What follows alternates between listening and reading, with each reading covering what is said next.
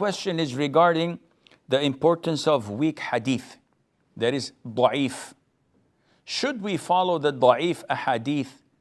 And what is the Islamic ruling for it? Because I have heard people saying to not completely reject them, as they are, after all, considered to be hadiths. This is an issue of dispute among scholars. The reason of the dispute is that some imams considered the hadiths that are weak to be better than using your analogy. So this came up when the Hanbali school of thought came to a fork of the road over issues that were not clearly covered by the Quran and the Sunnah. So they looked into the issue, and to be able to determine and give a verdict, they had one of two. Either to rely on their analogy and their logic, or to search in the weak hadiths and find a hadith that is weak, yet it supports a verdict, and they followed that. Imam Abu Hanifa used to follow the analogy and the logic due to the fact that he did not have a lot of hadiths at his time to rely on. Due to the fact that he did not travel as did Imam Malik, Imam Shafi'i, and Imam Ahmad. He was always in his village, in his town.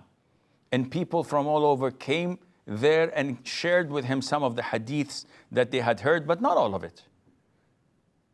While Imam Malik traveled, Imam Shafi'i traveled, and Imam Ahmad traveled the most. So he got to meet people who heard the hadith from different companions who were traveling all over after the death of the Prophet ﷺ, and managed to learn from them more.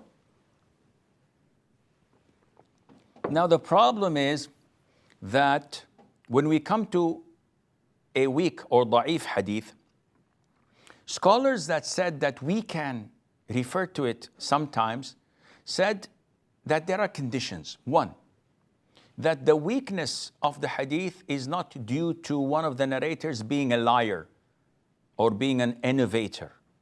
Rather, being weak in his memory, his books were burnt, so now he doesn't have any references, he's giving hadith from his memory. This is why it's weak. Secondly, it should not be in halal and haram. So it should not be related to fiqh or to aqeedah. Rather, it is related to fada'ilul a'mal, the deeds that are not of essence. So whoever prays 2 rak'ah between this prayer and that prayer, Allah would grant him a house in Jannah. Is there in halal haram? No. Is there anything to do with aqeedah? No. It is something recommended to pray? Yes. So this da'if hadith, we can adopt it. And so on. And this is why the scholars have differed. Some of them said it is okay to use weak hadiths when it's related to things that do not deal with aqeedah or with halal and haram or with verdicts of the deen. Others said no. When Allah said that He will protect the religion, that He is the one who revealed the dhikr, which includes Quran and Sunnah, and that He is the one who's going to protect it, the weak hadith is not part of the protected one. And when Allah says, "Al-yawma akmaltu lakum deenakum," today I have completed your religion, the weak hadith is not part of the religion that was completed. Therefore, and this is the opinion of Sheikh Al-Albani, we only rely on the Quran, the authentic hadiths, with the understanding of the 3 favorite generations, the generation of the companions, tabi'in and tabi'at tabi'in. And I'm inclined to this opinion because it's the safest and it is as crystal clear. You cannot bring weak hadiths and make the firm foundations which Islam is standing on a little bit shaky because of such weak hadith, Allah knows best.